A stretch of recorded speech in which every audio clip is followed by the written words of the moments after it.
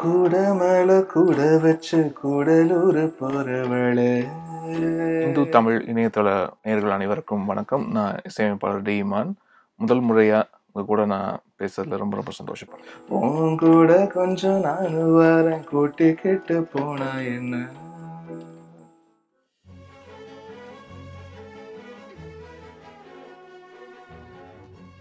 ரீமிக்ஸ்ன்றது என்ன இருந்தாலும் அது வந்து இன்னொருத்தருடைய உழைப்புல நம்ம சவாரி செய்யற மாதிரி தான்.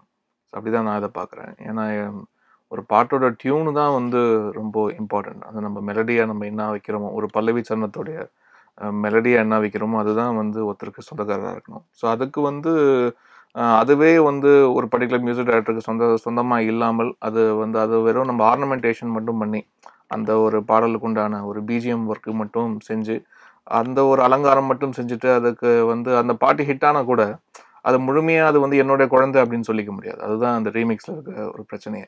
இப்போ சமீபமாக அந்த ரீமிக்ஸ் ட்ரெண்டே இல்லை. இப்போது இதெல்லாம் எனக்கு தெரிஞ்சு ஒரு ஒரு ஜஸ்ட் ஒரு 4-5 இயர்ஸ் பிஃபோர் தான் அது வந்து ரொம்ப பரவலாக இருந்தது. இப்போ சமீபமாக அந்த ஒரு பிரச்சனையே இல்லை.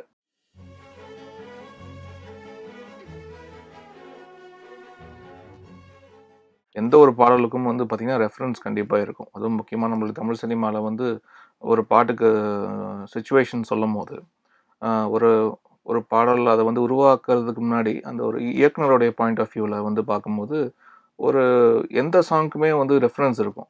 அவங்க வந்து அவங்க வந்து சிச்சுவேஷனாக வந்து சொல்ல வர்றது மியூசிக்கலாக என்ன மூடு அப்படின்றது வந்து ரெஃபரன்ஸ் மூலிமா அந்த மூடை மட்டும் நம்ம வந்து கரெக்டாக வந்து கேப்சர் பண்ணிக்கலாம்.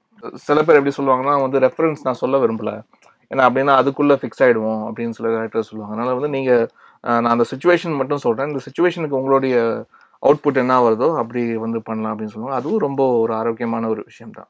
அது வந்து சொல்கிறதும் ஒரு விதத்தில் நல்லது, சொல்லாமல் இருக்கிறதும் வந்து பார்த்திங்கன்னா ஒரு நல்லது தான்.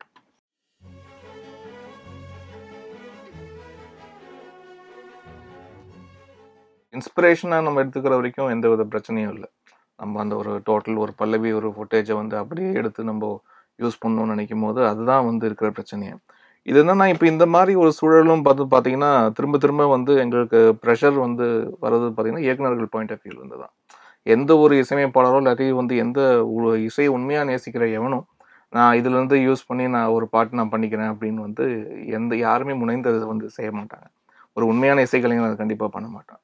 அதை தாண்டி இந்த மாதிரி ஒரு எக்ஸ்டர்னல் ப்ரெஷர்ஸ் வந்து சில சில டைம் நம்ம வந்து பயங்கரமாக மாட்டிக்குவோம். நாங்கள் வந்து என்னதான் உட்காந்து அதுக்கு வர மாதிரி என்னதான் ப்ரெசென்ட் பண்ணாலும் அதுக்கு போயிட்டே இருக்கும். Number of tunes 40 tune 50 tune போயிட்டே இருக்கும். அது கடைசியில் எங்கேயுமே லாக் ஆகாது. அப்புறம் வந்து ஒரு பர்டிகுலர் பாயிண்ட்ல வந்து இதுதான் எனக்கு இது அப்படியே பண்ணி கொடுத்துருங்க அப்படின்னு மாதிரி சொல்ல வருவாங்க. பட் எண்ட் ஆஃப் த டே வந்து பார்த்தீங்கன்னா இதெல்லாம் போய் நான் ஒவ்வொரு லிஸ்னர்கிட்டயோ இல்லாட்டி ஒவ்வொரு பப்ளிக்கிட்டயோ இது வந்து இயக்குனர் கேட்டார் அதனால நான் பண்ணேன் அப்படின்னு வந்து சொல்ல முடியாது. எண்ட் ஆஃப் த டே வந்து அது மியூசிக் டைரக்டர் தான் பொறுப்பு. அது சம்மந்தமாக எந்த வித தவறு நடந்தாலும் அது மியூசிக் டைரக்டர் தான் பொறுப்பு. ஸோ அப்படி தான் வந்து ஏற்றுக்கிட்டாகணும். ஸோ பட் நான் என்னுடைய பாயிண்ட் ஆஃப் வியூ வந்து பார்த்தீங்கன்னா செய்த திரைப்படங்களில் வந்து இப்போ அஃப்கோர்ஸ் நிறைய பேர் இந்த மாதிரி ரெஃபரன்ஸ்னு காட்டுறதை வந்து ரெஃபரன்ஸாக மட்டுமே தான் நான் என்னுடைய மைண்டில் எடுத்துக்குவேன்.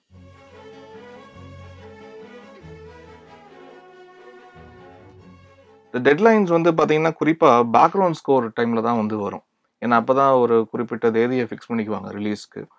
வந்து ப்ரொடக்ஷன் கம்பெனி சைட்லேருந்தும் ப்ரெஷர் இருக்கும், டைரக்டோரியல் சைட்லேருந்தும் ப்ரெஷர் இருக்கும் அந்த சமயத்தில்.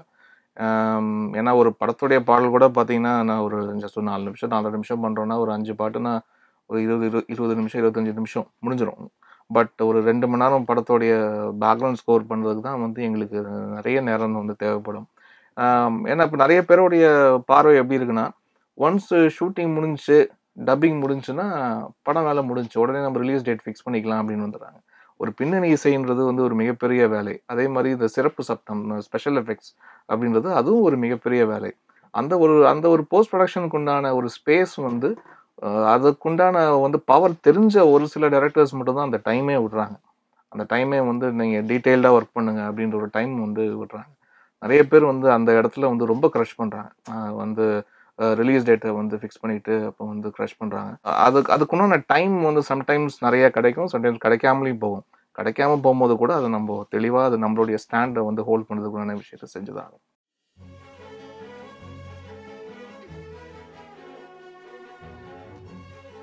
ஸ்கிரிப்ட் சரியாக இருந்துட்டாலே எல்லாமே சரியாக வந்து விழுந்துருன்றது தான் என்னுடைய ஒரு மிகப்பெரிய நம்பிக்கை. ஏன்னா அந்த ஒரு சரியான ஸ்கிரிப்டுக்குள்ள சாங் சிச்சுவேஷன் சரியா இருக்கும். சரியான டைரக்டர் வந்து ஆர்டிஸ்ட் கிட்ட இருந்து கரெக்டாக பெர்ஃபார்மன்ஸ் வாங்கிடுவாரு. ஒரு சரியான இயக்குனர் வந்து ஒரு மியூசிக் டைரக்டர் வந்து சரியான டியூன்ஸ் வாங்கிடுவாரு. எல்லாமே வந்து ஒரு சரியான இயக்குனரும், அவர் வந்து ஃபிக்ஸ் பண்ற சரியான ஸ்கிரிப்டும் இது எல்லாமே செஞ்சிரும். ஸோ இதை மட்டும் நம்ம கரெக்டாக சூஸ் பண்ணிட்டு நம்ம அதுக்குள்ள இருந்துட்டோம்னாலே மற்ற விஷயம்லாம் சரியா நடந்துரும். ஸோ இதுதான் வந்து உள்ளுக்குள்ள இருக்கிற ஒரு சூட்சமுமே.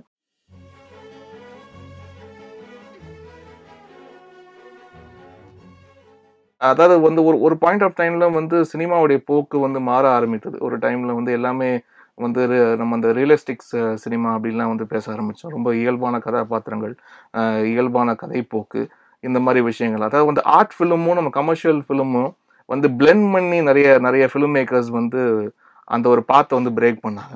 ஸோ அந்த சமயத்துல வந்து மாறின சமயம், நான் அறிமுகமான சமயம் வந்து ரெண்டுமே வேறு வேறா இருந்தது. நான் அறிமுகமான சமயத்துல வந்து அப்பதான் கமர்ஷியல் படத்தின் உச்சகட்டமா இருந்தது.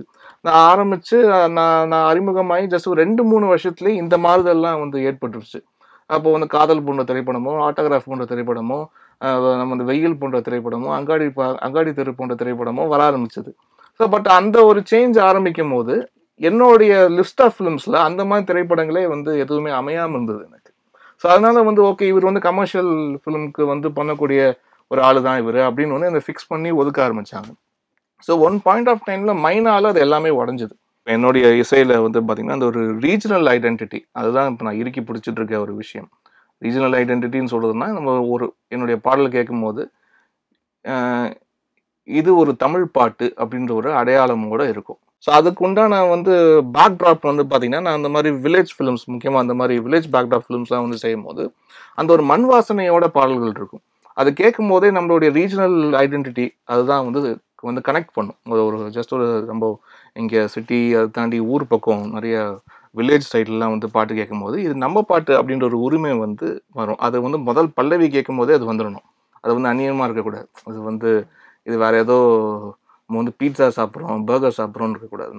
நம்ம வந்து ரசம் சாதம் சாப்பிட்றோம்னு இருக்கணும். அந்த ஒரு உணர்வு இருக்கணும்.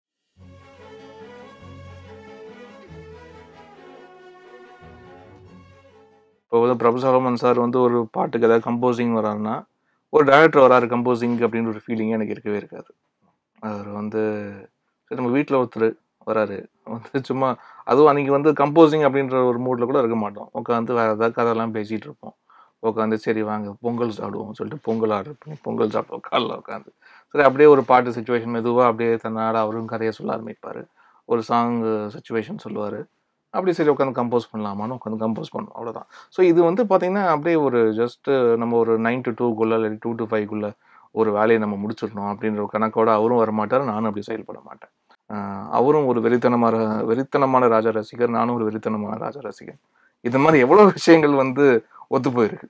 ஸோ அதே மாதிரி வந்து யுகபாரதி அவர்களுடைய வரிகள் நேரடியாக உட்காந்து, ஏன்னா இன்னைக்கு வந்து நேரடியாக ஒரு கம்போசிங் மாதிரி உட்காந்து நான் சந்தம் சொல்ல சொல்ல இல்லாட்டி சந்தம் சொல்ல சொல்ல அவர் வந்து பாடல்கள் எழுத, இல்லாட்டி அவரு ஏதாவது ஒரு ரெண்டு ரெண்டு லைன் கொடுத்து அதுக்கு நான் உடனே டியூன் பண்ணேன். இந்த ஒரு பயிற்சி இருக்கு இல்லையா, அது வந்து இன்னைக்கு ரொம்ப குறைவா இருக்கு. அண்ட் மெயினா அது வந்து தொடர்ச்சியாக இந்த மாதிரி ஸ்பாட் கம்போசிங் வந்து வச்சோம். சரி நம்ம தொடர்ச்சியாக மறுபடியும் அந்த பழைய ஸ்டைல் தான் அது. வந்து முன்னாடி வந்து ஹார்மோனிய பெட்டி வச்சு ராஜா சார் வாசிக்க, எம்எஸ்வி ஐயா வாசிக்க, பக்கத்துல கண்ணதாசன் ஐயா உட்காந்து நம்ம பாடல் வரிகளை எழுதி கொடுக்க, இன்னும் இந்த ஒரு ஃபார்மேட் வந்து அது ரொம்ப ஆரோக்கியமான ஒரு விஷயம். அது வந்து நம்ம சமீபமாக லாஸ்ட்டாக வந்து பார்த்தீங்கன்னா இவர் மியூசிக் டைரக்டர் வித்யாசாகர் சார், அப்புறம் வந்து பரத்வாஜ் சார்லாம் அதை வந்து செஞ்சுட்டு இருந்தாங்க. அந்த ஒரு நேரடியாக உட்காந்து கம்போஸ் பண்ணுற அந்த ஒரு விஷயம். இப்போ வந்து ஒரு சில இசையமைப்பாளர்கள் அதை வந்து கையாளுறாங்க. அது ரொம்ப ஆரோக்கியமான ஒரு விஷயமா நான் பார்க்குறேன்.